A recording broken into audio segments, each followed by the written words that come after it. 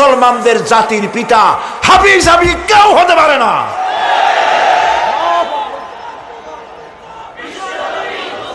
মিল্লাতা আবিকুম ইব্রাহিম, ইব্রাহিম আলাইহিস সালাম এই মিল্লাতের পিতা। সুবহানাল্লাহ। হযরত ইব্রাহিম আলাইহিস সালাম কিয়ামতের দিন বলবেন, আল্লাহ আমার আব্বার জন্য সুপারিশ করছি। আল্লাহ পাক বলবেন মঞ্জুর হবে না।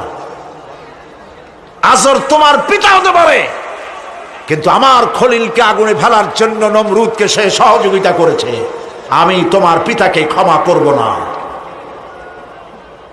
নবী করিম সাল্লাল্লাহু আলাইহি সাল্লামকে সাহাবায়ে কেরাম জিজ্ঞেস করেছেন, হে রাসূল, আপনার আব্বা এবং আম্মার অবস্থা কি হবে?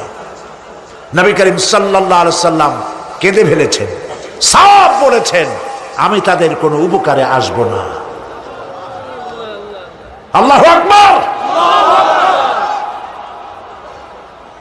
আপনি মনে করছেন নাকি যে ইয়া নবী সালাম আলাইকা বলি অমনি নবী সুপারিশ পাবেন? এত সহজ।